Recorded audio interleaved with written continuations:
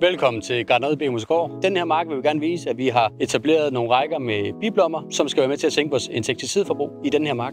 En af udfordringerne ved frilandsproduktionen af porrerne er, at insekterne går i løve og kosmetisk skader dem.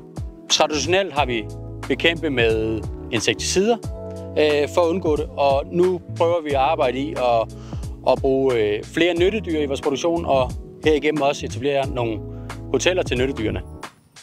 Biblommerne fungerer på den måde, at ved etablering af porrerne, der etablerer vi samtidig dem, og dem etablerer vi i bestemte intervaller ud igennem marken. Så når vi udsætter vores nyttedyr i rækken her, flyver den så til nogle af siderne, så opstår der nye bosteder for den, eller den kan flyve tilbage. Vi opnår flere fordele ved at dyrke på den her måde. Den første er, at vi sænker vores forbrug af pesticider, i det her tilfælde insekticiderne. I den mark, vi står i nu, har vi på intet tidspunkt været ude og bekæmpe insekter. Det foregår udelukkende ved hjælp af vores nyttedyr.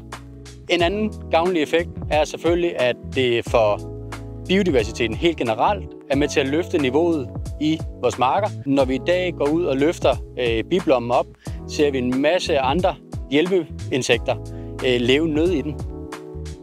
Vores intention med at prøve det her af i stor skala er, at vi på den helt lange bane gerne vil undgå at bruge insekticider fuldstændig i vores porreproduktion.